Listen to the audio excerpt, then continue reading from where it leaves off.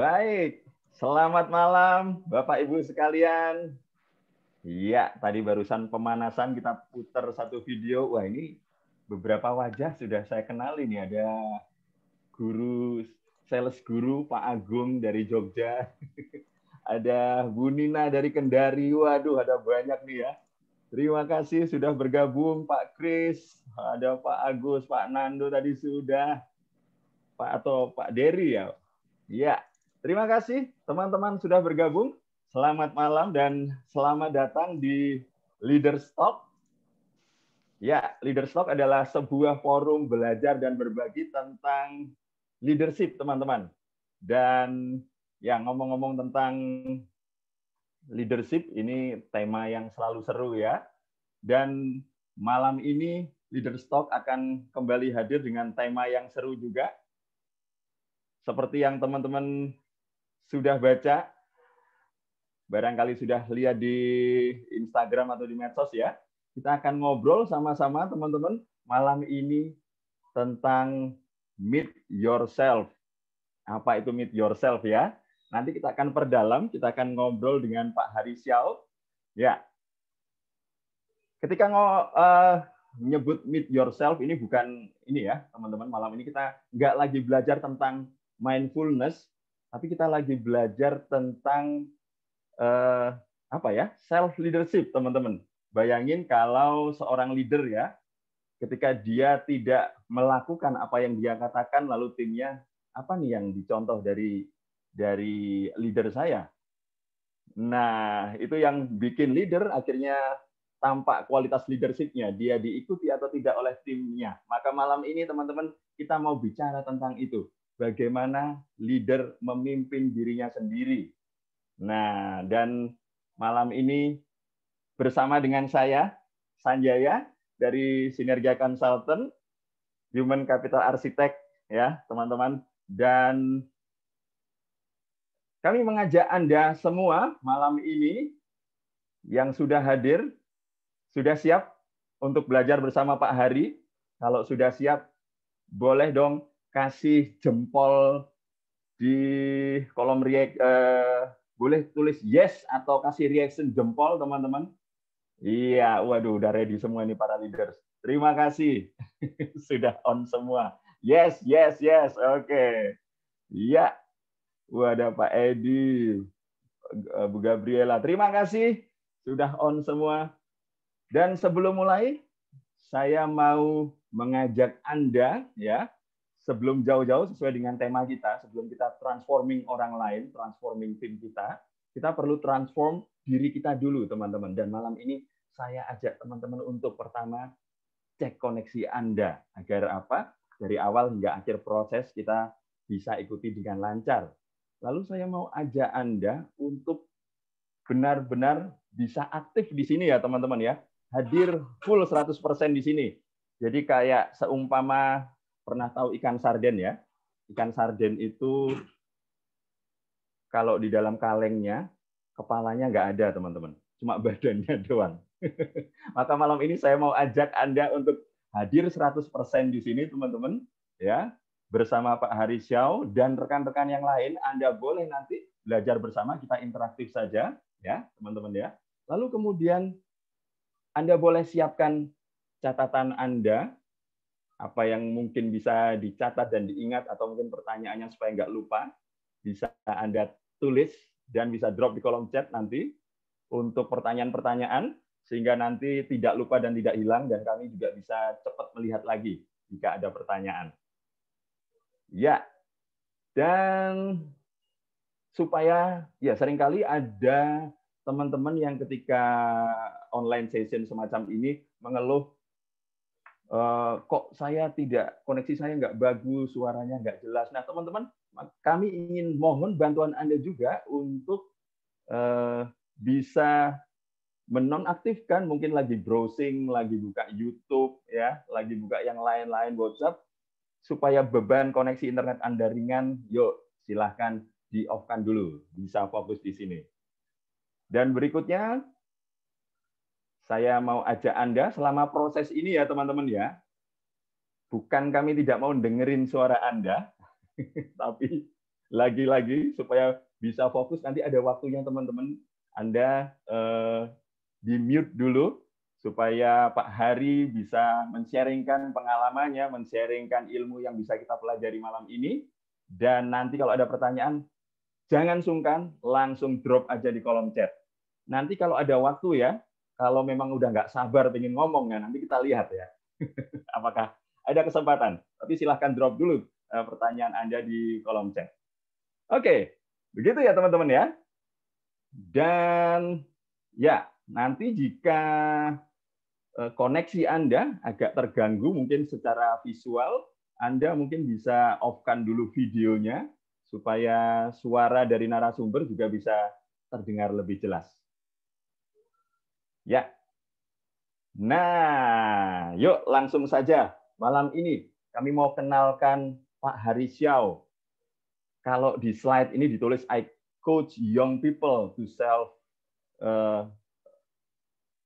development, ya, to self develop their passion and potential so they can live a successful life.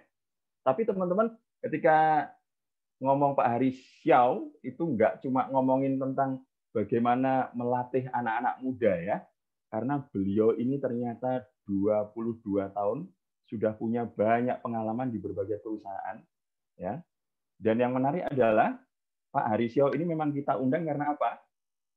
Beliau nggak cuma trainer yang ketika ngomongin leadership itu ngomongin konsep aja, tapi memang beliau benar-benar ngejalanin apa itu leadership ya teman-teman ya, selama 22 tahun di banyak perusahaan, dan posisinya nggak main-main ya.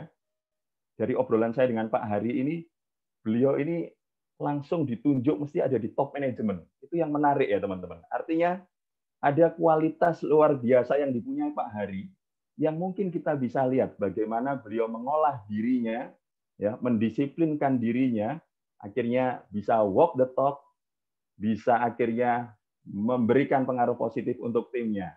Nah, itu Pak Hari, beliau adalah coach, entrepreneur, lalu juga CEO di Creasona Indonesia. Creasona ini kalau tidak salah adalah sebuah komunitas yang ini bagaimana Pak Hari bisa mengembangkan anak-anak muda, baik itu dari leadership maupun entrepreneur. Nanti Pak Hari boleh cerita sendiri ya Pak. Lalu beliau juga direktur di Indaya Leadership Company. Dan kalau baca pengalamannya sedikit, tadi sudah sempat saya senggol teman-teman ya. Pak Hari ini pernah, ya ini yang di perusahaan besar doang ini yang ditulis ya, pernah menjadi general manager di PT Gala Persada Enterprise Event Organizer, lalu pernah juga menjadi asisten direktur bidang pemasaran dan sarana prasarana di PT Cengkeh Zanzibar Perkebunan. Ini luar biasa teman-teman ya. Lalu PT Talenta Perkasa Java Supermall sebagai general manager, dan terakhir beliau juga menjadi direktur eksekutif di Sekolah Nasional Karangturi. Nah, unik ya. Jadi leader nggak cuma di satu bidang, tapi di bidang-bidang yang berbeda. Ini saya pikir butuh kompetensi yang luar biasa ini. Apa yang bikin Pak Hari bisa jadi begitu ya? Oke, teman-teman, nggak usah terlalu lama. Sekarang ganti waktunya Pak Hari untuk sharing. Selamat malam Pak Hari. Ya, selamat malam. Mas Apa Sanjaya. kabar? Wah, kabar baik, Mas Sanjaya. Ya, ini topik seru ya Pak Ari ya. Leadership itu tidak akan pernah selesai. Ya, topik saya bilang leadership ini topik klasik gitu ya, topik klasik yang ya setiap orang pasti butuh, dan hampir semua kolega saya trainer itu pasti punyalah modul leadership ya. Betul, betul. Betul. Tapi walaupun sudah punya model leadership, tapi mesti ya Pak Ari ya akan selalu diulang setiap saat dan selalu butuh pembaruan. Dan malam ini Pak Ari, yang seru kita mau ngomongin tentang memimpin diri, kurang lebihnya begitu ya Pak ya. Ini tantangan ya Pak Ari. Bagaimana seorang leader itu berintegritas, walk the talk. Gimana saya membayangkan diri saya sendiri ya Pak Ari ya. Musuh besarnya para leader itu bukan orang lain sebetulnya ya. Tapi pertama-tama yang harus ditaklukkan supaya konsisten, supaya benar-benar bisa optimal itu bukan orang lain, Ya. diri saya sendiri. Oke Pak Ari, yuk Ya. apa nih tips dan triknya untuk mengolah diri, meet yourself sebagai leader? Silakan Pak Ari. Oke, baik. Terima kasih, Mas Sanjaya. Selamat malam semuanya, teman-teman, Bapak, Ibu. Ada beberapa yang mungkin saya juga udah kenal ya. Mungkin kenal lewat di Facebook atau Instagram. Ada Mas Agung nih dari Jogja.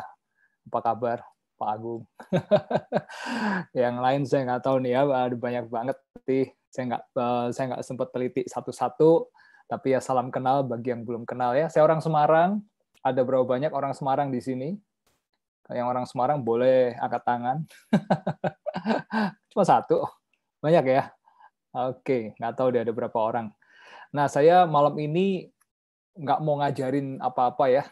Lebih baik kita sharing pengalaman, kita ngobrol, kita diskusi tentang leadership, sebuah kata yang menurut saya sesuatu yang klasik banget ya. Sejak zaman kapan itu sudah muncul, sudah ada, terus dipelajari orang, kita praktekkan.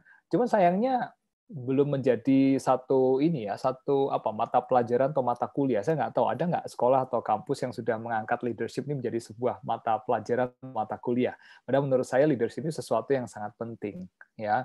Nah, sebetulnya kalau kita mau bicara soal teori-teori leadership, ada banyak buku-buku, banyak kelas-kelas yang tersedia ya. Anda semua bisa cari di mana-mana.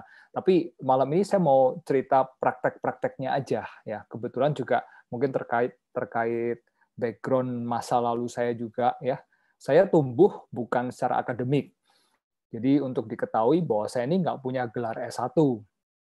Pernah kuliah tapi saya desersi gitu, melarikan diri dari kuliah lebih tepatnya ya. Jadi saya dulu latar belakang saya atlet. Ya, jadi mungkin latar belakang atlet ini bisa banyak saya ceritakan untuk saya eksplor karena ini sangat mempengaruhi kehidupan saya setelah itu gitu ya. Nah, sebagai atlet kemudian lulus SMA, pelatih, orang tua dan semuanya menyarankan udah cari universitas yang ada hubungannya dengan olahraga. Nah, satu-satunya adalah saat itu ya tahun 88 itu di IKIP Semarang yang sekarang udah jadi Universitas Negeri Semarang. Saya masuk IKIP, jurusannya Fakultas Pendidikan Olahraga dan Kesehatan. Ya, saya Fakultas Pendidikan Olahraga Kesehatan, dan saya masuk jurusan Pendidikan Kepelatihan. Nah, ya waktu itu keterbatasan informasi ya, nggak begitu ngeh bahwa saya masuk ke sana endingnya adalah jadi guru olahraga gitu. Nah, setelah saya jalani beberapa tahun kuliah, saya pikir saya nggak pengen jadi guru olahraga gitu, bukan di bidang itu saya pikir ya.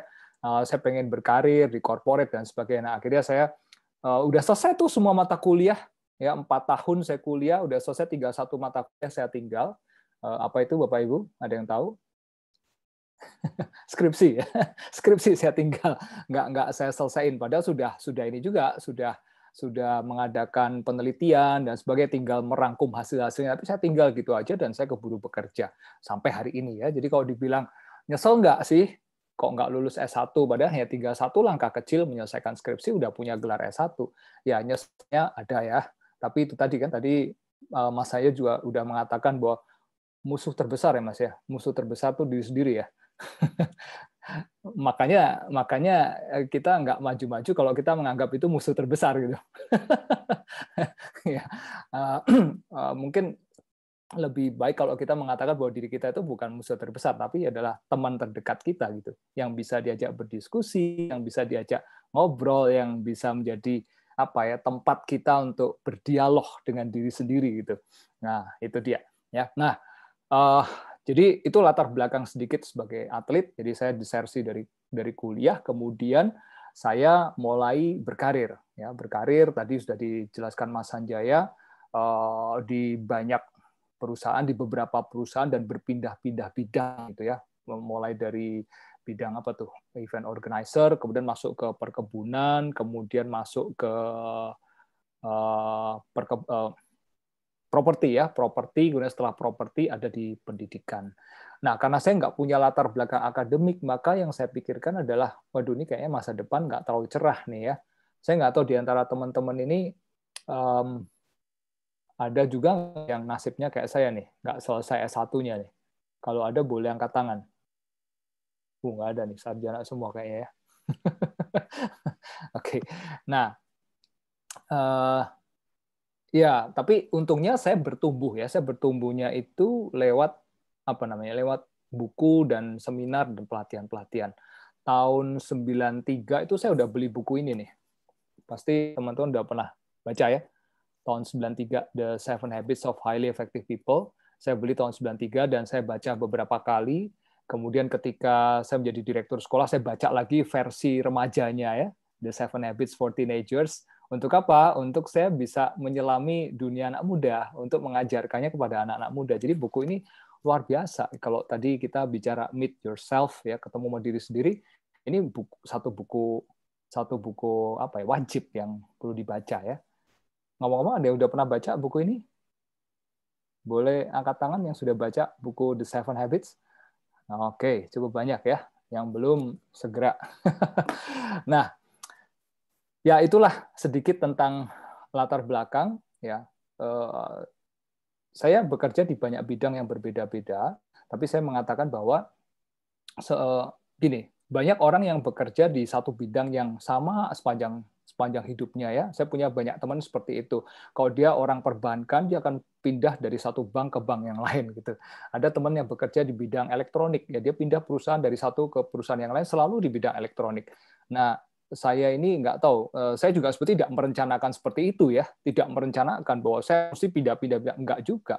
Kebetulan aja peluang yang menghampiri dari berbagai bidang yang berbeda. Ya, peluang yang menghampiri artinya saya ditawarin gitu, ditawarin kerjaan ya. Kebetulan yang nawarin mall ya saya masuk ke mall ya. Kebetulan yang nawarin sekolah ya saya jadi direktur sekolah. Kebetulan seperti itu. Jadi setelah saya jalani itu semuanya selama kurang lebih 20 tahun, baru saya merenungkan gitu ya, merangkum semuanya.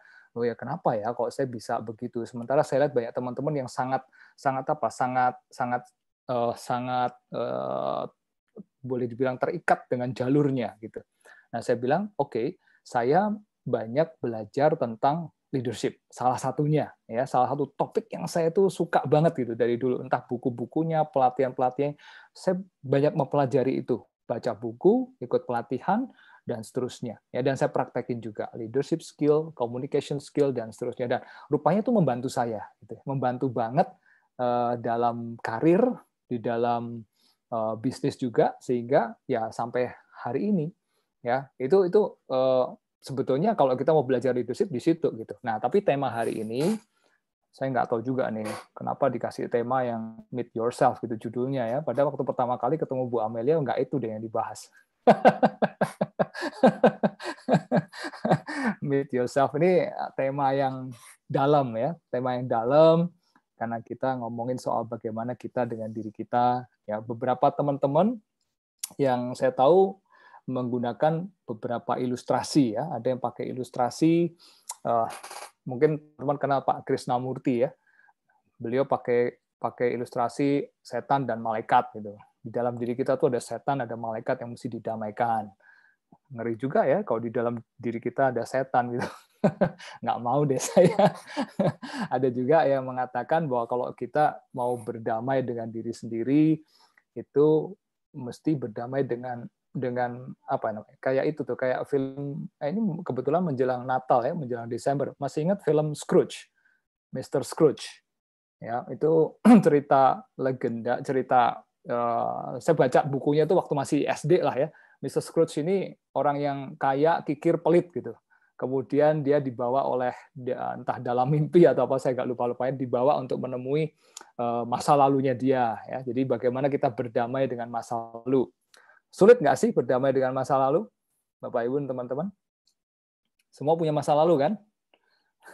Berdamai dengan masa lalu artinya ya apapun yang terjadi di masa lalu kita bisa menerima, kita bisa memahami, dan kita bisa memaknai secara bermanfaat ya, secara positif gitu. Nggak mudah itu. Ada banyak hal yang harus kita lalui untuk berdamai dengan masa lalu. Nah, lebih sulit lagi kalau harus berdamai dengan masa depan. Kenapa? Karena masa depan ini belum kejadian kan. kayak imajinatif gitu, berimajinasi kayak apa sih masa depan kita. Kita pengen jadi orang seperti apa dan gimana kita berkomunikasi dengan diri kita di masa depan gitu. Nah, ya ini banyak ilustrasi-ilustrasi ya. Tapi kalau kita kembali ke soal meet yourself ini, sebetulnya ya sebelum kita bisa memimpin orang lain, sebelum kita menjadi role model buat orang lain, yang paling penting adalah bagaimana kita menjadi contoh untuk diri kita sendiri. Bagaimana kita menjalankan disiplin-disiplin di dalam diri, ya. Nah, sekarang ada kata disiplin nih. Apa artinya disiplin? Kok gaya saya udah kayak guru gitu ya? Pak Hari, biar seru nih Pak Hari, biar nggak kayak guru. Silakan drop apa arti kata disiplin menurut Anda di kolom chat. Ya, ayo silakan ya. Ya. Apa artinya disiplin? Karena menarik ya Pak Ari ya. Siapa yang tahu? Iya, ketika perspektif disiplin itu, misalnya nih, saya membayangkan disiplin itu kayak tentara gitu yang harus siap gerak tegak gitu, lalu wah no. Tapi ada juga disiplin yang asertif mungkin. Nah ini menarik ya. Nah ini Pak Ari, udah muncul Pak Ari. Udah muncul ya. Oke, saya baca nih. Siapa yang baca? Mas Sanjaya atau saya yang baca? Boleh, boleh. Oke, ini ada yang mengatakan disiplin sama dengan teratur, ya. Siapa nih? Ella. Kemudian dia mengatakan konsisten melakukan sesuatu. Marcel, ini Marcel, apa kabar Marcel? Terus ada Rahma, on time, konsisten, komitmen. On time ini berarti ada dimensi waktu ya, on time. Kemudian Bu Amelia, siap setiap saat. Waduh, ini siap setiap saat. Seneng saya sama ini.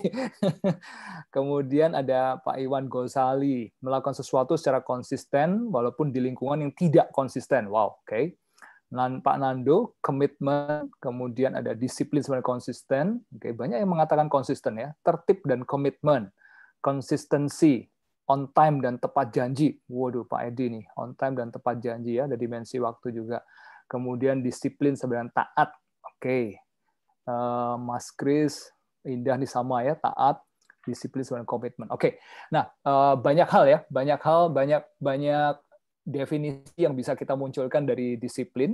Tapi kalau buat saya disiplin itu sederhana aja, yaitu ya ini bener nih yang jawab taat tadi ya, taat aturan, patuh pada aturan itu disiplin. Ya, nggak peduli itu peraturan soal apa gitu, soal waktu dan sebagainya. Nah, kalau kita bilang self disiplin berarti adalah taat dengan aturan-aturan yang kita tetapkan untuk diri kita sendiri. Itu paling basic menurut saya ya, paling basic dari seorang pemimpin. Basic itu kayak gimana nih? Misalnya, ini saya punya menara ya, punya replika menara nih, menara Eiffel. Nah, menara itu kalau kita lihat menara, apa sih ciri yang paling menonjol dari menara? Ayo, silakan boleh jawab, boleh tulis deh. Apa ciri menonjol dari menara? Ya, apa ya yang menonjol? Tinggi. Tinggi. Oh ya, tinggi. Ya, puncaknya dan bentuknya. Oke, tinggi. Semua tinggi ya. Semua bilang tinggi nih. Kokoh, tinggi dan runcing. Kokoh, oke. Ya, Bu Amel nih kokoh. Sejarahnya, waduh, ada ahli sejarah di sini. Oke, tinggi, makin ke atas makin runcing, mengecil, makin ke atas makin runcing. Oke, ya kebanyakan jawabannya adalah ketika ditanya apa sih ciri-ciri yang menonjol dari sebuah menara, ya tinggi, emang menara itu tinggi, ya. Tapi yang perlu kita ingat bahwa di bawah ketinggian itu ada yang namanya apa nih? Di bawah ketinggian nih, ada apa nih? Ada fondasi, benar ya, ada fondasi. Nah, sebelum ketinggian itu dibangun, yang pertama kali dibangun adalah fondasi. Ya, semakin kuat fondasinya, semakin tinggi menara itu bisa dibangun. Ini kalau di sini ada ahli bangunan atau teknik sipil ya, arsitek pasti tahu deh. Semakin kuat fondasinya, semakin tinggi menara ini bisa dibangun. Kalau fondasinya nggak kuat ya dia nggak bisa dibangun terlalu tinggi. Ya, nah sama saya gunakan menara ini sebagai ilustrasi dalam hidup dan bekerja bahwa seringkali orang memandang itu ketinggian. Seringkali ya orang memandang ketinggian. Nah, ketinggian itu bagi saya adalah prestasi, pencapaian. Ya, tapi ingat bahwa prestasi dan pencapaian itu nggak bisa diraih, tidak bisa terlalu tinggi kalau tidak ada fondasi yang kuat gitu. Apa itu fondasi yang kuat? Fondasi yang kuat ini adalah ya apa yang ada dalam diri. karakter, ya, karakter, integritas dan lain-lain itu fondasinya gitu. Semakin kuat fondasinya, semakin tinggi dia bisa dibangun. Ya, kalaupun dia hanya mengandalkan dia kejar prestasi ya, saya agak miris sebenarnya kalau ngelihat, karena saya 12 tahun kerja di sekolah ya, banyak sekolah-sekolah yang apa ya, yang berjuang untuk menampilkan prestasi gitu, prestasi anak-anaknya, prestasi akademik lagi. Ya, tapi tidak mengemukakan bagaimana sekolah ini membangun karakter anak didiknya. Prestasi bagi saya itu kayak menara aja gitu. Ya, menara ini bisa dibangun setinggi mungkin ya. Anak kalau di-drill, seseorang kalau di-drill dengan skill and knowledge sudah pastilah dia bisa jago gitu. Tapi kalau nggak ada landasan yang kuat, jadi menara tidak akan berdiri kuat gitu. Tidak akan kokoh berdiri. Ya, nah, begitu pula dengan leadership. Jadi leadership ini juga, ketinggian ini adalah bisa diartikan jabatan, posisi, title, dan sebagainya, ya, ruang lingkup dan sebagainya. Tapi sekali lagi, kembali lagi, seorang leader mesti punya fondasi yang kuat, ya, fondasi yaitu karakter, hal-hal yang sifatnya lebih fundamental. Nah, pengalaman saya menjadi atlet itu sangat membantu, ya, sangat membantu. Tapi nggak harus Anda jadi atlet untuk bisa jadi pemimpin yang bagus ya. Kebetulan aja saya punya background atlet, sehingga ya paling ada sesuatu yang saya bisa cerita lah malam ini ya. Nah, oke. Dulu waktu saya jadi atlet nih, saya mau share screen ya. Share screen. Oke. Ya. Oke, bentar.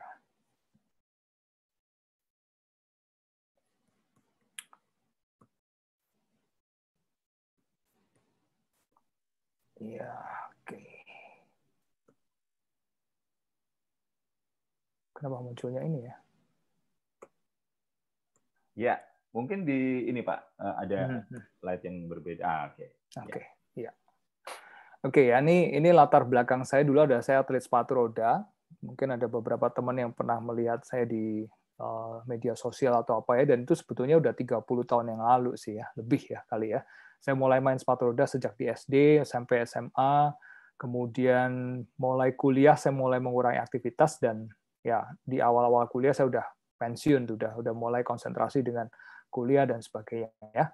Nah, akhir-akhir ini saya kembali lagi, mulai beraktivitas lagi nih, mulai gatal kakinya, udah lama nggak pernah meroda, jadi saya beli lagi peralatannya, dan saya mulai berlatih lagi di lapangan, dan apa ya, kayak nostalgia gitu ya, masa lalu bagaimana saya berlatih. Nah, yang saya ingat dulu pada waktu saya aktif sebagai atlet sepatu roda, yang dinamakan disiplin diri ini ada seperti ini. Ketika pelatih kita menyarankan kita untuk berlatih, saya banyak melihat sebagian besar anak-anak di klub ya, kalau saya boleh cerita adalah klub tempat saya dulu berlatih, sebagian besar teman-teman itu latihannya for fun gitu. Ya, kalau ditanya mereka mau menang nggak, mau jadi juara, semua mau ya. Tapi ketika tiba giliran harus disiplin latihan, disiplin menaati aturan-aturan, menaati instruksi dari pelatih dan sebagainya, nah ini nggak banyak yang mau seperti itu. Ya, bahkan waktu itu saya ingat kalau setiap minggu klub itu berlatih 2-3 kali dalam seminggu, saya tuh bisa berlatih setiap hari gitu. Ya, jadi setiap pagi saya bangun pagi sebelum sekolah saya latihan dulu, ditemani oleh ayah saya ya, kadang sore habis pulang dari sekolah saya latihan lagi terus seperti itu. Jadi kalau dibilang, ada orang yang mengatakan ketika saya jadi juara, kemudian mereka mengatakan, wah kamu hebat, kamu berbakat, kamu juara, luar biasa. Saya bilang, enggak, saya tuh enggak berbakat, enggak luar biasa, cuman latihannya aja yang hebat gitu. Ya, disiplin dalam latihan itu hebat. Nah itu mengalahkan apa ya? Mengalahkan rasa lelah, mengalahkan keengganan, mengalahkan rasa malas itu yang perlu dimunculkan gitu ya, perlu ada dalam diri kita, bagaimana kita bisa mengatasi itu semua ya, bangun pagi-pagi, mengalahkan rasa ngantuk, kemudian terjun ke lapangan dan berlatih, dan itu bukan cuman seminggu 1-2 kali, bisa hampir setiap hari ya. Jadi kalau disiplin diri itu saya mengatakan seperti, nah sama sekarang kembali ke masa-masa kita setelah bekerja seperti ini ya, ada banyak hal yang perlu kita terapkan. Sebelum kita terapkan pada orang lain, kita perlu menerapkan pada diri kita sendiri dulu. Ya, tadi Mas Sanjay udah mengatakan walk the talk ya, Mas Sanjay ya. Apa yang kita katakan ya itu yang kita lakukan. Kita nggak bisa menjadi leader yang baik kalau mengatakan, kita mesti disiplin, tapi Anda sendiri melanggar aturan misalnya. Ya, kita mesti disiplin, tapi Anda datang ke kantor molor melulu. Gitu. Gimana mau mimpin orang-orang kalau kita sendiri tidak bisa menjadi contoh disiplin? Ya, dan itu basic dari leadership, self-discipline atau self-leadership. Baru setelah kita bisa melakukan apa yang kita terapkan, kita tetapkan untuk diri kita sendiri, nah barulah kita mulai menerapkan kepada orang lain, ya, kepada tim kita dan seterusnya. Dan ingat bahwa leader itu bagaimanapun juga adalah contoh, ya, contoh. Ingarso sung tulodo, ya. Kalau kita ingat semboyan pendidikan nasional kita tuh Turi Handayani itu lengkapnya kan Ingarso sung tulodo, di depan tuh kita menjadi contoh buat orang-orang kita. Ing madyo mangun karso, ya, di tengah-tengah kita itu membangun semangat bersama-sama bekerja, dan tuturi handayani artinya kita di belakang kita mendorong, memberikan kesempatan buat tim kita untuk maju. Nah, kurang lebih seperti itu, ya. Oke. Nah, ini yang saya maksud dengan tadi ya, self discipline atau apa namanya? Self leadership, ya. Mematuhi aturan-aturan yang kita buat untuk diri kita sendiri. Ya. Oke, sebelum saya lanjut nih, mungkin ada yang ingin berdiskusi atau menanyakan, silakan. Ya, boleh bagi teman-teman yang mau bertanya atau berdiskusi, boleh drop di kolom chat dulu, ya. Silahkan ditulis pertanyaan Anda. Tapi menarik Pak Hari, ketika ngomong disiplin itu kan kata-kata yang ini ya, itu sudah jadi jargon. Orang kalau mau sukses harus disiplin gitu ya. Yang menarik adalah kita tahu itu, bahwa itu baik, tapi kita tidak mau melakukannya. Nah, ini loh Pak, yang sering kali terjadi adalah saya tahu itu baik, tapi untuk memulainya itu kan jadi tantangan Pak. Ya, dan kalau di lapangan yang sering terjadi, ada banyak leader yang ya dia harus naik jabatan, tapi ya dia belum terbiasa untuk melatih dirinya disiplin. Apa sih Pak langkah pertama yang harus dilakukan supaya diri itu mau dipush masuk ke area yang pasti nggak nyaman pertama ya Pak? Iya. Nah, ini tadi. Nah, ya. Oke ya, berdamai kan tadi, berdamai pada diri sendiri, berdamai pada masa lalu, dengan masa lalu berdamai dengan masa depan. Jadi masa lalu kita nggak bisa apa-apain ya. Kemudian masa sekarang ya kita saat ini. Nah, masa depan ini nih. Masa depan ini adalah imajinasi dari pikiran kita ya. Kita pengen jadi seperti apa. Nah, kita bisa berdamai nggak dengan masa depan? Artinya gini, ada sosok kita di masa depan yang mungkin menginginkan kita untuk menjadi seperti itu ya. Misalnya nih contoh ya, saya pengen dulu waktu saya jadi atlet, saya pengen jadi juara. Saya pengen jadi yang nomor 1 gitu. Untuk jadi yang nomor 1 itu butuh latihan keras gitu. Nah, bagaimana kita berdamai dengan itu? Kalau kita nggak bisa berdamai itu artinya gini ya. Berdamai itu kita menyepakati sesuatu gitu. Menyepakati, kamu setuju, saya setuju, kita damai. Dan kalau namanya udah berdamai, ya orang berdamai itu kan nggak bisa gini kan ya. Ada orang berdamai, tapi di balik itu masih menyimpan sesuatu, ya nggak sungguh-sungguh berdamai gitu. Saya udah damai kok, saya sama teman saya misalnya, kita berantem sama seseorang, tapi kemudian ketika ada hal lain, rasa rasa jengkel, rasa marah itu masih bisa muncul lagi. Artinya kita belum berdamai betul-betul. Ya, ayo kita coba. Ya, ini kata-kata berdamai dengan diri sendiri kan. Ini kita filosofis banget ini Pak. Iya, maksudnya berdamai itu kan ya benar-benar kita bisa menerima, bisa memaafkan, bisa melupakan, bisa menyepakati sesuatu gitu. Untuk jangka yang cukup panjang ya. Jadi kalau saya berdamai dengan diri saya di masa depan, di mana masa depan saya pengen menjadi yang terbaik, pengen jadi juara, dan ketika si juaran mengatakan, oke, kalau kamu mau jadi seperti itu, kamu harus latihan. Latihannya harus begini, harus luar biasa keras. Nah, berdamai artinya menyepakati gitu. Oke, ya deal, make a deal. Nah, kalau udah make a deal ya tadi ada yang mengatakan konsistensi. Nah, ini penting ya.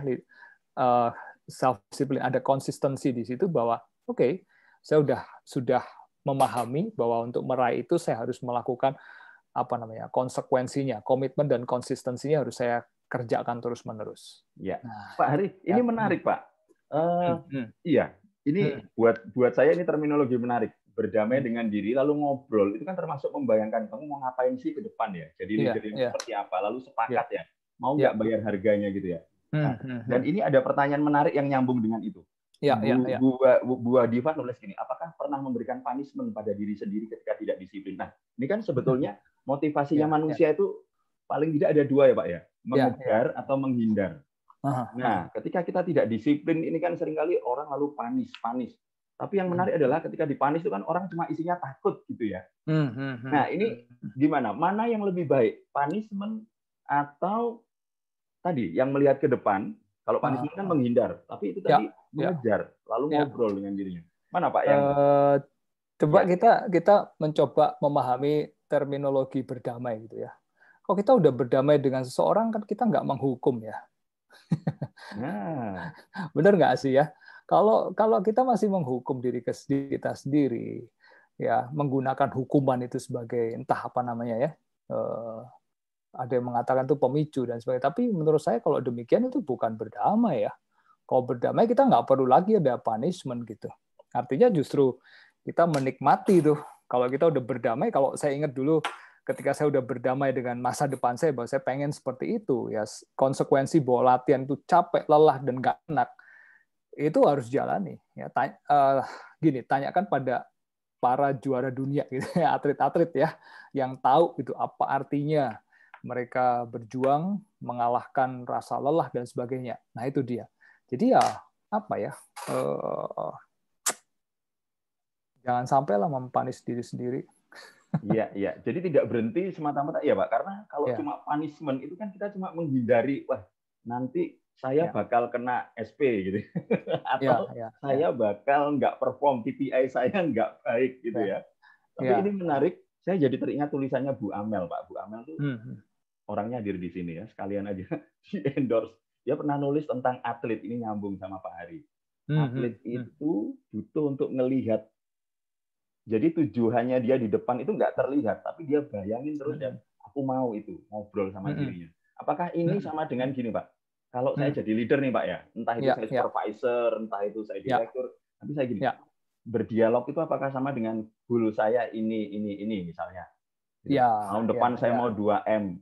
Dialognya wujudnya gimana Pak dialognya? Itu visi ya, namanya visi kan. Jadi seorang leader itu berangkat dari visi gitu. Visi itu bisa sesuatu yang menyenangkan yang mau kita raih, atau bisa berupa beban di pundak gitu. Bisa berupa beban untuk menggerakkan seseorang menuju ke masa depannya ya. Kalau boleh ini saya selalu sedia flip chart ya. Maklum nih orang gaptek ini masih pakai flip chart. Flip chart person gitu ya. Oke, jadi visi. Tadi Mas Sanjaya mengatakan goal kan. Kalau kita ada di sini saat ini ya, kita menuju ke visi. Nah, visi ini jangka panjang, jauh sekali. 20, 25, bahkan mungkin 50 tahun ya. Itu namanya visi. Tapi kalau tadi goal itu lebih ke jarak-jarak pendek, stepping stone-nya. Contohnya gini deh, kalau saya dari Semarang, saya mau pergi ke Jakarta lewat Pantura. Kan nggak bisa loncat langsung ke Semarang ya, saya mesti lewat mana nih? Kendal, Polri, Pekalongan, Pemalang, Tegal, Cirebon, dan seterusnya ya. Nah, Kendal, Polri, Pemalang, Pekalongan, Pemalang, Tegal, Cirebon, dan seterusnya itu goal jangka pendek, lebih pendek ya, lebih ya 1 tahun 2 tahun. Kenapa perlu adanya goal ini? Ya kalau kita berhaluan visi dan kita mau mencapai ini, seringkali kalau tidak tercapai itu frustrasi karena ini jauh banget gitu ya. Nah kita perlu apa? Perlu goal jangka pendek sebagai apa? Sebagai stepping stone gitu. Karena orang itu kalau dia bisa mencapai sesuatu, dia semangat ya. Tapi kalau masih 20 tahun lagi, ya kapan semangatnya gitu. Ya masih dicapainya lama sekali. Kita perlu ini pendek-pendek ini. Ya, kalau bahasanya itu chunking down itu ya, dirajang kecil-kecil gitu supaya kita bisa semangat. Mau dapat 2 miliar setahun ya, tahun ini berapa 50 juta dulu deh gitu ya. Masuk ke tabungan, semangat dapat 50 juta. Oke, next 50 juta lagi. Nah, seperti itu ya. Gitu maksudnya. Ya, jadi misalnya kalau goal-goalnya termasuk misalnya aku harus bikin tim, aku harus ngomong sama timku. Oke, agree enggak? Itu ada dialog dengan diri ya. Ya. Wah, ini menarik. Ini ada Bu Ella yang berdamai itu diakhiri dengan titik, tidak ada lagi koma, menerima apa adanya. Sudah agree berarti. Oke, betul. saya mau. Enggak. Aduh, ini masih males saya. Nah, itu belum berdamai. Ya. Nah, itu efeknya lebih kenceng ya, Pak Ari ya. Daripada hanya punishment itu nanti kita cuma lari menghindar saja, nggak nyampe-nyampe. Oke. Kalau apa, Pak? Ya, artinya itu tadi lah. Kalau bayangkan aja kalau misalnya ini kita berdamai dengan diri sendiri. Bayangkan aja misalnya kita berdamai dengan musuh kita ya, atau teman atau berdamai dengan pasangan. Karena suka berantem terus jadi berdamai sama pasangan.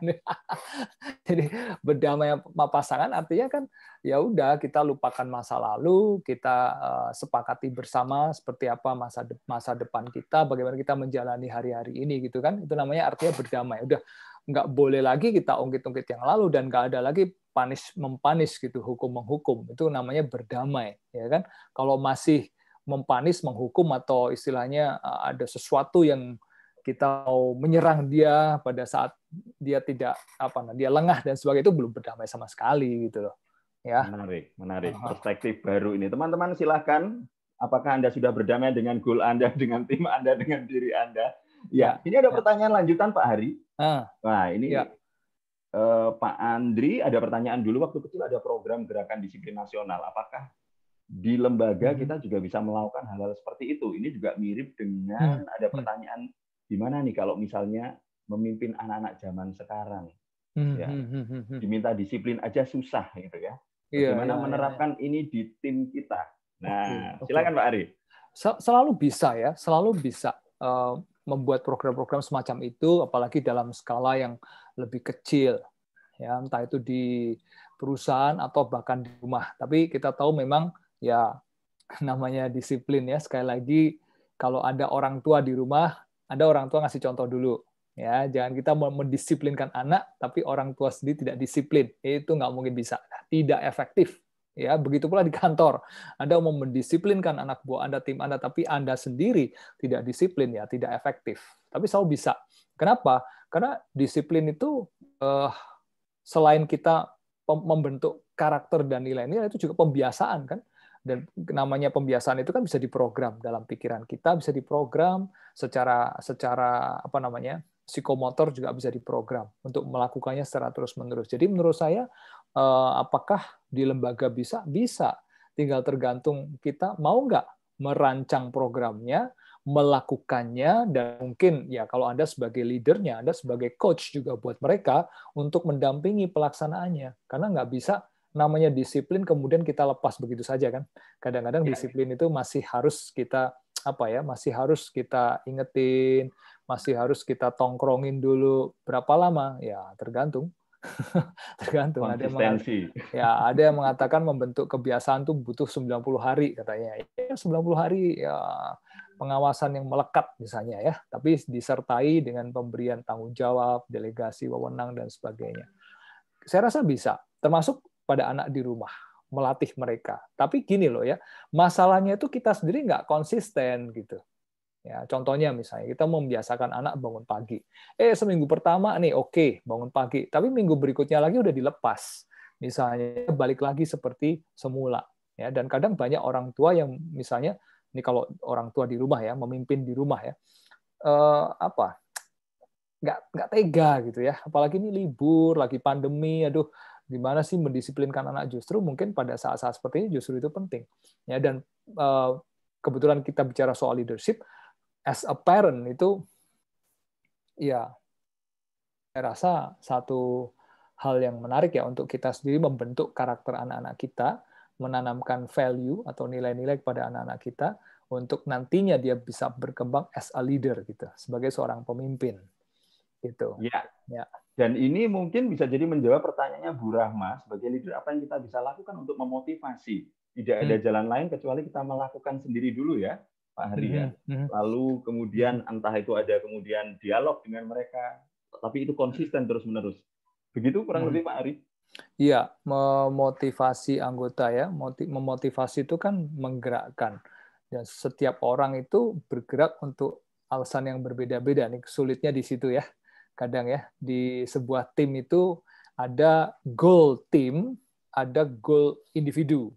Nah, ini yang kadang agak rumit untuk dipecahkan antara goal tim dengan goal individu. Yang paling bagus kalau untuk diri kita sendiri ya, saya selalu menyarankan bahwa kalau Anda ada di bawah naungan sebuah organisasi atau perusahaan, itu sinkronkan antara goal perusahaan atau goal tim dengan goal individu. Kalau ini udah nggak sinkron, ya susah gitu ya, susah. Nah, kita sebagai leader gimana?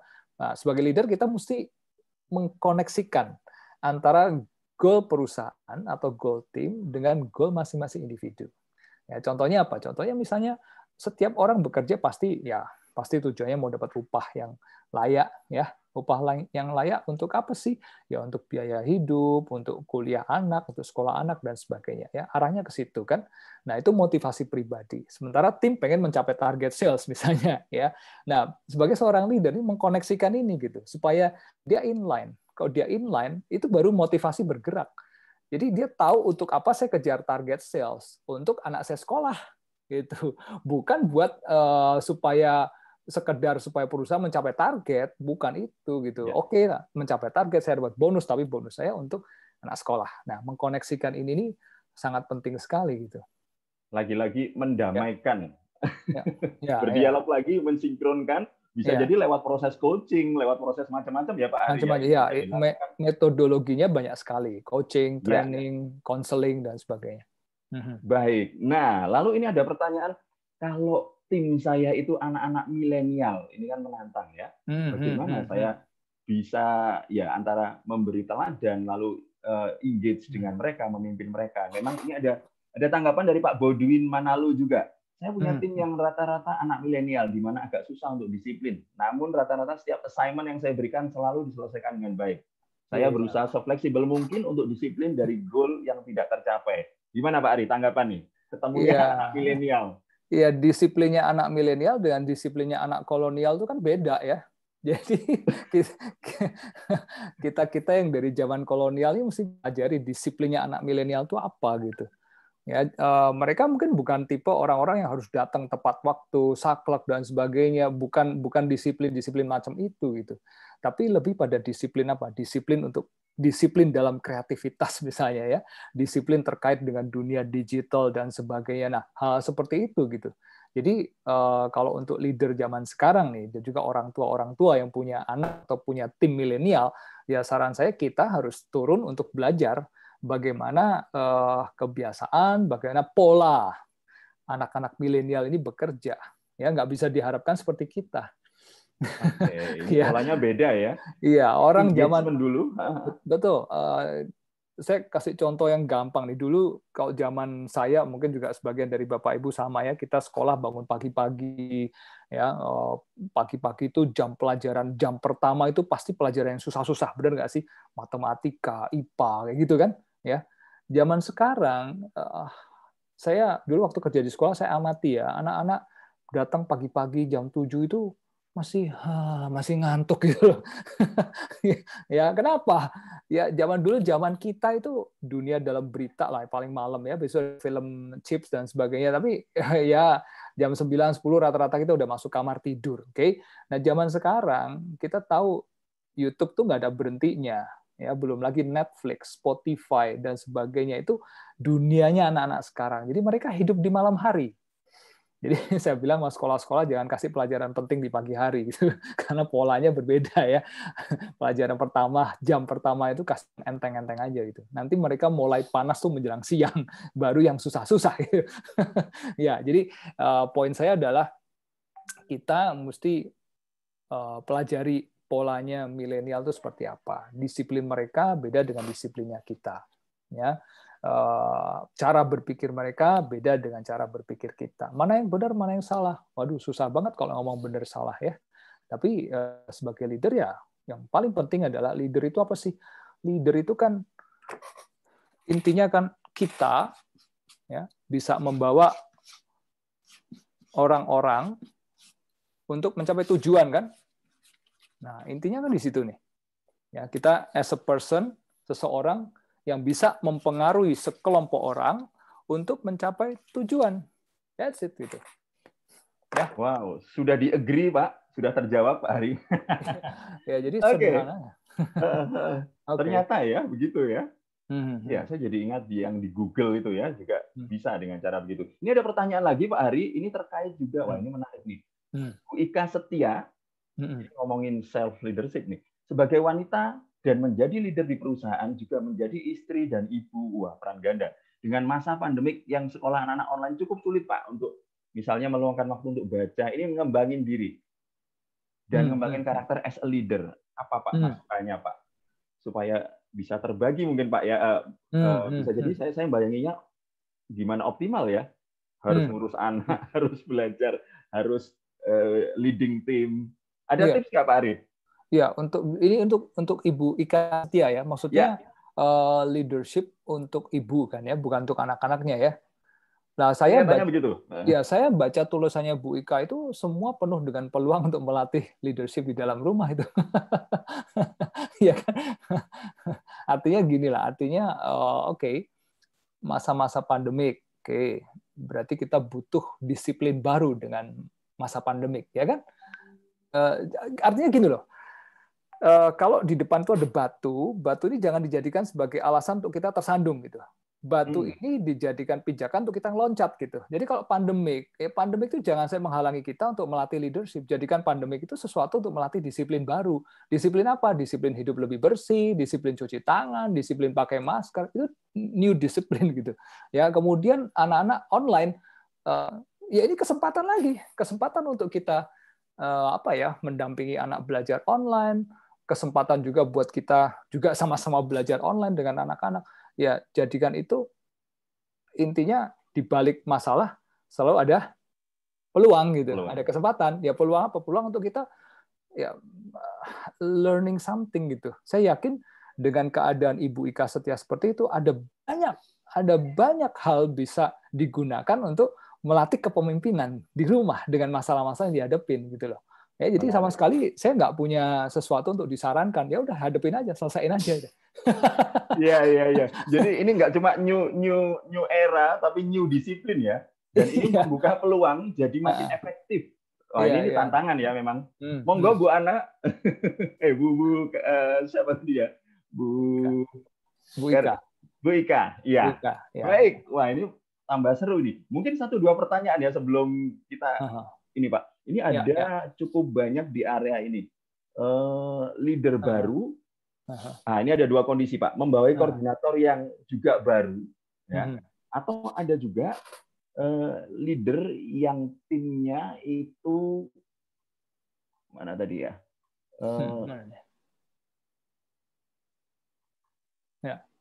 Leader ya yang timnya baru atau juga ada leader yang sudah kalau nggak salah tadi timnya udah pada ahli ya. Ini saya agak kehilangan tadi Pak. Oke. Ya. Mungkin bisa singkat-singkat Pak, karena waktu kita tinggal 7 menit nggak terasa ini ya. Wow, oke. Ya, padahal saya masih harus share 2 slide nih. Waduh. Ya. Oke, ya saya jawab cepat aja ya.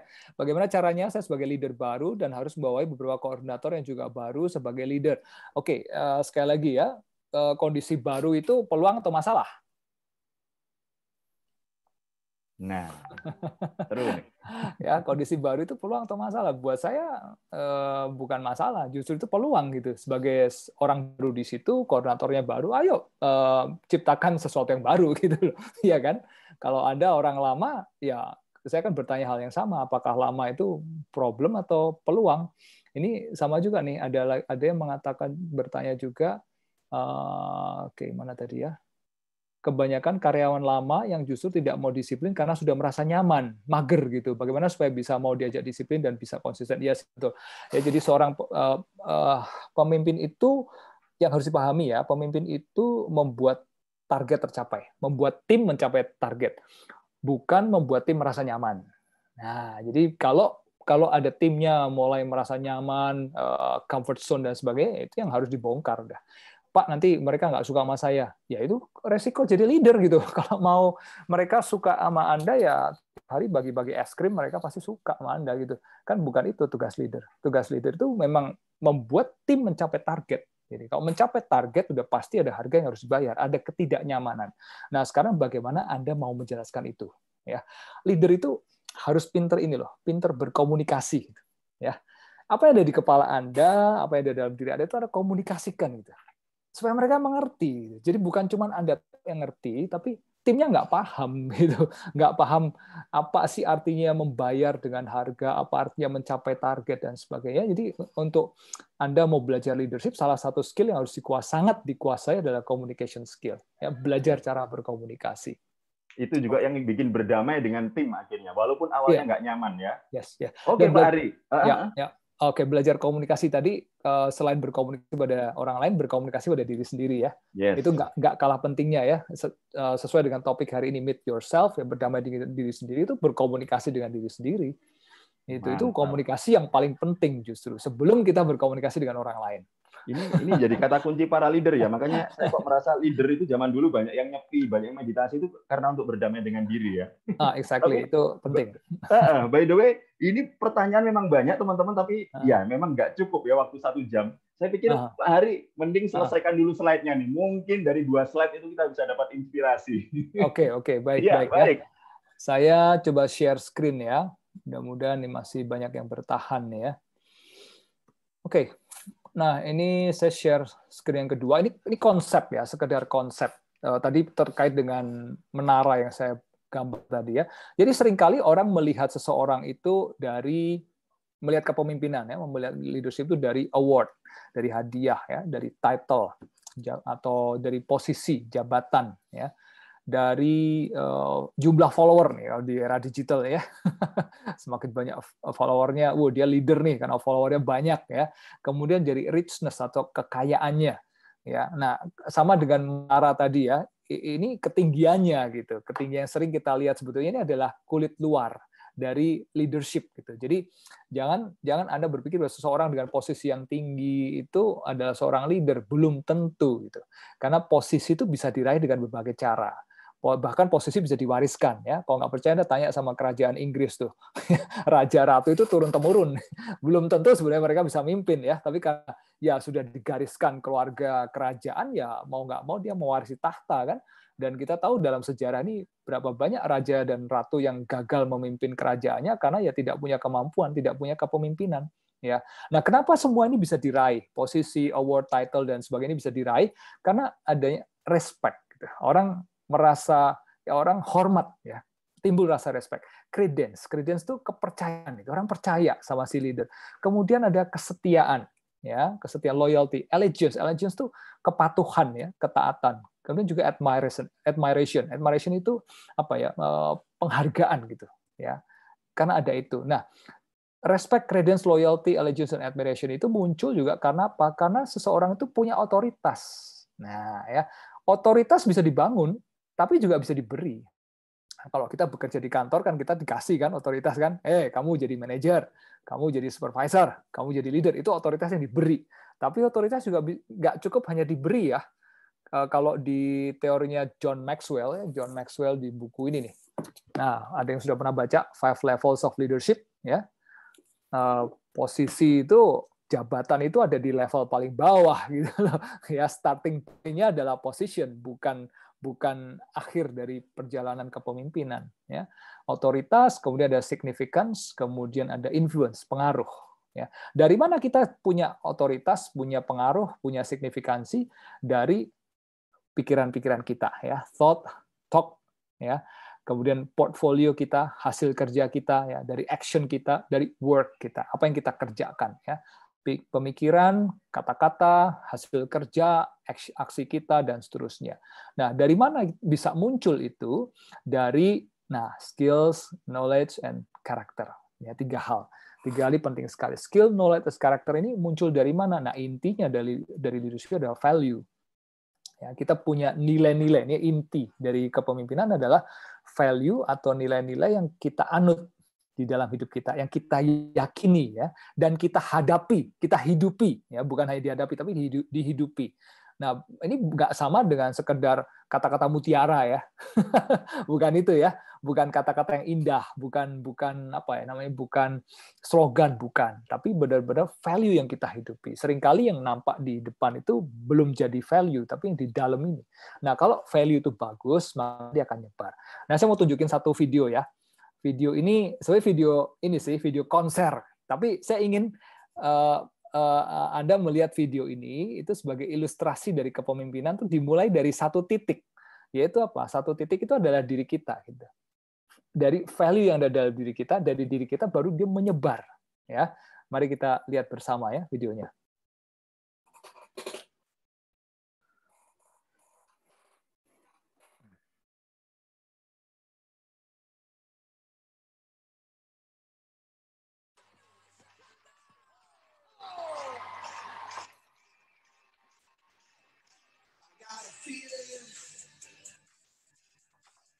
Today's gonna be a good day.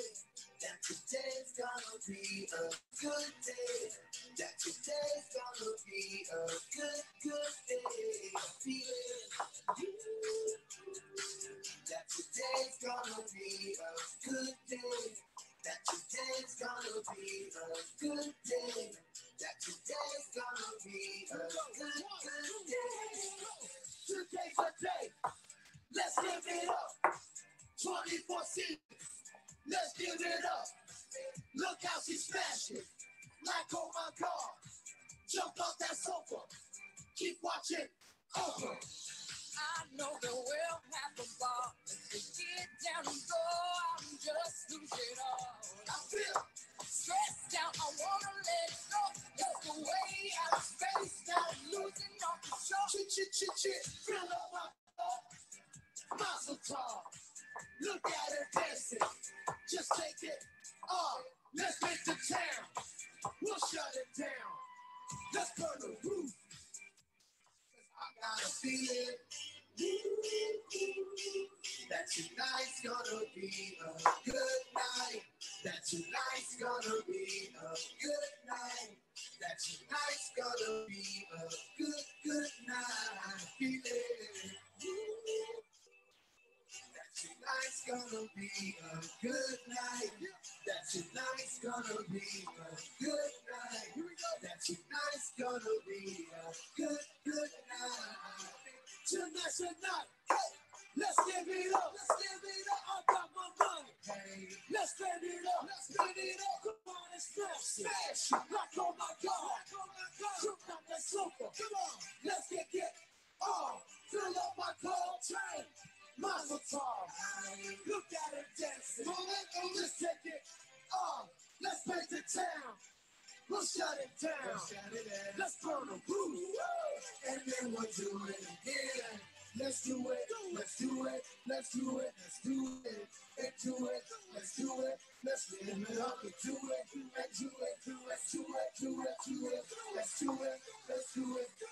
Let's do it. Here we go. Here we go.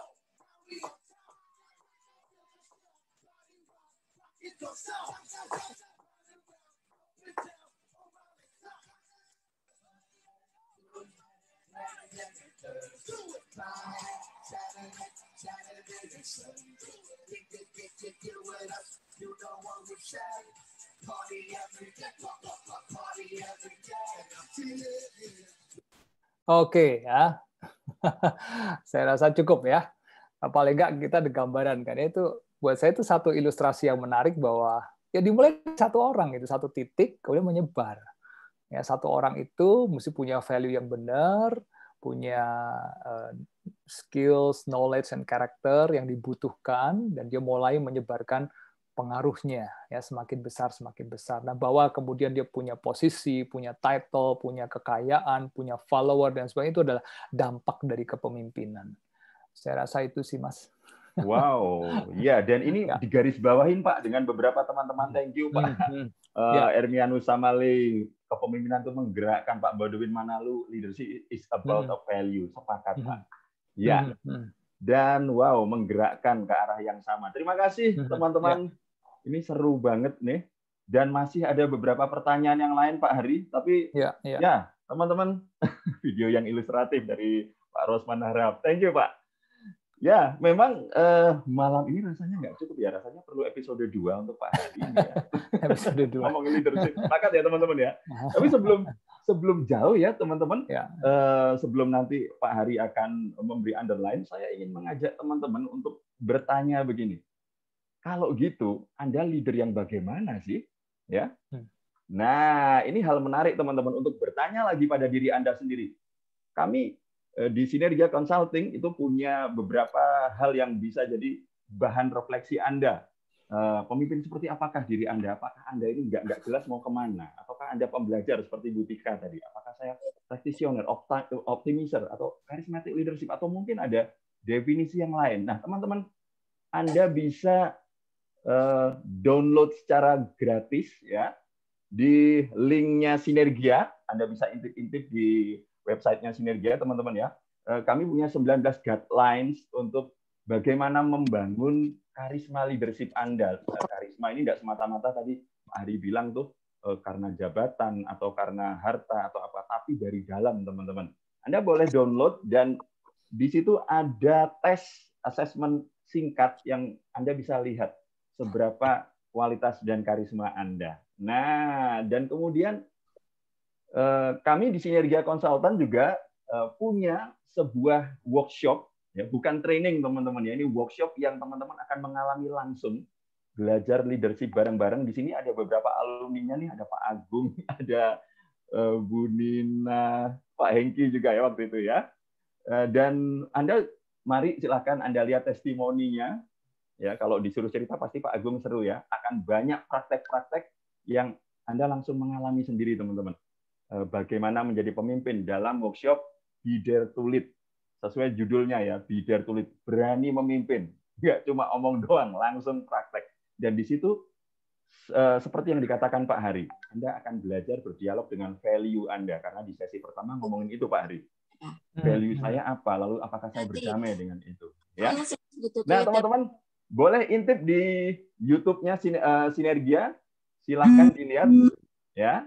Dan nah ini kami sudah 3 batch ya, dan seru semua, dan rata-rata ini bulan depan ini sudah ada sudah penuh duluan ya batch ke depan. Jadi teman-teman silahkan intip-intip. Kalau tidak salah Mas Wisnu tanggal berapa Mas Wisnu untuk bulan November? 12-13 ya. Oke. Ya, 12-13 November. Baik, teman-teman, silahkan jika Anda berminat untuk mengikuti bisa intip-intip di linknya Sinergia di website atau Instagramnya, boleh dilihat teman-teman, dan pasti seru. Silahkan mengalami sendiri ya. Dan nah, ini sekalian promo nih, sampai 5 November early bird 1,35 juta dicoret jadi 975. Silahkan langsung klik link di bawah ini ya. Oh ya, sisa 2 akses nih. Hari ini baru saya terima slide ini dan sisa 2 akses. Silahkan teman-teman, monggo yang mau daftar. Pak Agung, satu kata Pak Agung. Yang sudah ikut sesi ini apa nih? Ternyata untuk menjadi leader yang berkarisma itu perlu dilatih, dan di sini tempat yang tepat. Asik. Terima kasih Pak Agung. Ya, baik. Itu tadi sekilas ya teman-teman tentang kalau Anda mau memperdalam leadership Anda, yuk kami punya workshop-nya. Anda bisa hadir di workshop kami di Dare to Lead.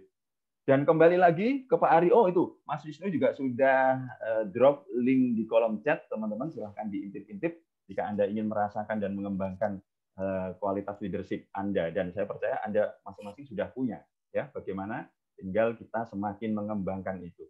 Dan seperti yang dibilang Pak Hari tadi, ngomongin value, ngomongin disiplin diri, membangun state diri, itu dilatihkan di sana. Ya, kira-kira begitu. Dan kita kembali ke Pak Hari lagi, Pak. Ini waktunya udah, ya, ini seru nih, Pak. Pertanyaannya masih banyak. Kami jadi makin termotivasi. Wah, Bu Amel nih langsung nulis termotivasi nih ngedengerin Bapak. Closing statement. teman-teman, saya mohon maaf dulu ya. Ini tidak semua pertanyaan terjawab, tapi ada beberapa poin kunci ya yang bisa kita tarik bahwa ngomongin disiplin diri itu ngomongin menaati aturan diri ya. Lalu itu artinya bisa jadi berdamai, berdialog dengan diri, termasuk nanti Anda juga perlu itu mendialogkan itu dengan tim Anda sehingga Anda berdamai. Dan teladan jadi penting di situ ya Pak. Dan ujung-ujungnya teman-teman, bangun leadership itu ngomongin value Anda apa sebagai leader. Nah, itu catatan ringkas dari saya kembalikan Pak Hari. Kalau gitu, apa yang bisa membungkus proses ini, Pak? Silakan. Oke. Ini sejalan dengan konsep yang tadi saya bagikan ya, bahwa intinya ada value. Jadi leadership itu kayak buah apel ini ya. Buah apel ini kalau kita lihat warnanya merah, menyenangkan sekali ya. Tapi inti dari apel ini sebetulnya kalau kita potong di dalamnya ada bijinya kan. Nah, itu adalah inti. Nah, biji ini sebetulnya bisa ditanam gitu, bisa ditanam benih ya. Benih ini adalah benih yang kita tanamkan entah itu ke dalam diri kita sendiri atau ke dalam diri tim kita. Nah, pertanyaannya sekarang adalah benih macam apa sih yang Anda tanamkan? Benih apa? Benih itu adalah value, nilai-nilai, ya, value yang mau kita tanamkan. Nomor satu adalah pada diri kita sendiri, yang kedua adalah pada orang-orang di sekitar kita. Kalau di rumah itu pada pasangan, pada anak-anak, ya. Kalau di kantor itu pada tim kita, bahkan pada atasan kita mungkin atau pada bawahan kita. Ya, itu aja sih menandaskan bahwa perlunya value itu seperti benih yang kita tanamkan. Artinya apa? Ya semua orang bisa lakukan sebetulnya. Itu aja. Wow, terima kasih Pak. Saya amazed pertama karena Pak Hari bawa apel tuh teman-teman ya, jauh-jauh. Itu keren banget. Itu keteladanan ya beliau lakukan sendiri, mulai dari dirinya sendiri. Dan kemudian teman-teman, value itu seperti benih dan perlu waktu untuk menumbuhkannya ya Pak ya. Ya. Oke. Pak Hari, thank you banget. Ya, luar biasa. Diundang lagi mau ya Pak? Oh, silakan. Baik, catat teman-teman ya. Nanti Pak Hari, semoga masih kita punya banyak waktu untuk belajar lagi. Dan terima kasih juga untuk teman-teman. Wah, ini banyak yang say thanks, Pak. Terima kasih atas pencerahannya. Salam sukses. Thank you, Bapak, Ibu sekalian. Sama-sama. Dan kami mohon maaf jika ada kurang-kurangnya di sini ya, teman-teman ya. Tapi semoga kita bisa belajar lagi di Leaders Talk ke depan. Silahkan pantengin terus link website, Instagram, Facebook-nya Sinergia Consultant. Dan ya, terbuka jika Anda mau ngobrol, mau bertanya, kami selalu bersedia untuk berkomunikasi dengan Anda semua. Terima kasih teman-teman, Bapak Ibu sekalian, dari Sabang sampai Merauke, selamat malam. Dan Pak Hari, thank you banget. Ya, sama-sama. Sukses juga buat Pak Hari, sukses juga buat teman-teman sekalian. Ya. Sampai jumpa di Leaders Talk yang akan datang. Terima kasih, sukses.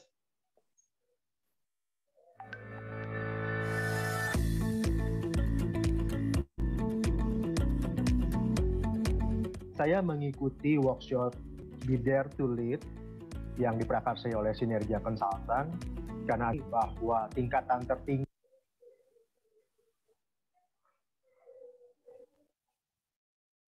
untuk menjadi seorang leader yang berkarisma itu adalah harus terus belajar, menggali satu sama lain apa yang potensi yang dimiliki oleh diri pribadi.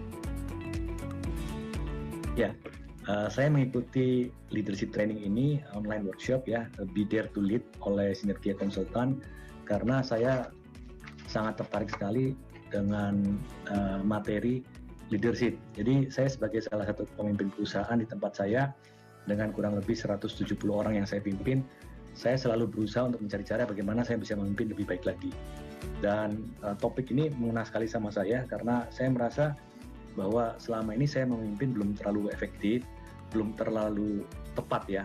Jadi dengan adanya training ini sebetulnya saya berharap bagaimana saya bisa menjadi leader yang lebih baik. Di workshop ini pertama saya ingin mengembangkan potensi diri di dalam bagaimana menjadi pemimpin yang berkarisma.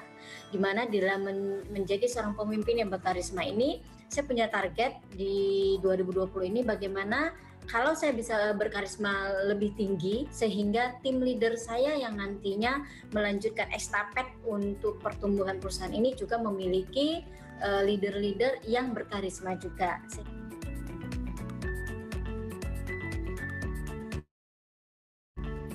Yang pertama, dengan mengikuti workshop ini, saya menjadi tahu apa yang menjadi strength point saya sebagai seorang leader.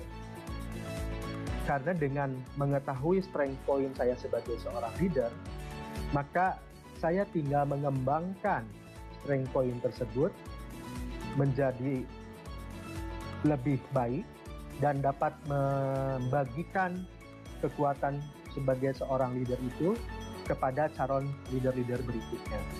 Yang kedua, saya pun di sini mendapatkan pengetahuan pentingnya mengenai emotional communication sebagai seorang leader yang berkarisma, karena karisma seorang leader itu ditentukan dengan menggunakan komunikasi yang tepat, menggunakan komunikasi yang baik. Salah satu contoh komunikasi yang tepat dan baik itu adalah tentang communication emosional atau emotional communication. Yang ketiga, saya pun mendapatkan pembelajaran mengenai betapa pentingnya gestur tubuh atau posisi tubuh itu mempengaruhi penilaian orang lain terhadap Anda sebagai leader. Itu pembelajaran yang saya dapatkan selama 2 hari ini. Begitu banyak pembelajaran lainnya, tapi 3 hal itu yang menjadi pembelajaran utama yang saya dapat. Kalau ditanyakan materi mana yang menarik untuk saya selama 2 hari ini, bagi saya semua materinya menarik ya. Jadi saya mengambil banyak sekali catatan. Jadi ini ada workbooknya saya sudah print dan di sini saya banyak sekali mengambil notes. Nah, kalau ditanyakan apa sih yang paling menarik, bagian mana yang paling menarik? Menurut saya bagian yang paling menarik itu adalah ya beberapa poin ya. Satu, saya mengetahui apa sih yang menjadi pilar utama seorang charismatic leader. Ya, saya kepingin jadi charismatic leader. Teman-teman juga mau jadi charismatic leader. Nah, ada pilar-pilar yang akan mendasari menjadi charismatic leader seperti apa? Pathos, ethos, logos itu saya nggak pernah dengar sebelumnya dan saya baru dengar di kelas ini. Kemudian ada kompetensi seorang leader. Apa saja sih kompetensi seorang leader? Kemudian ada juga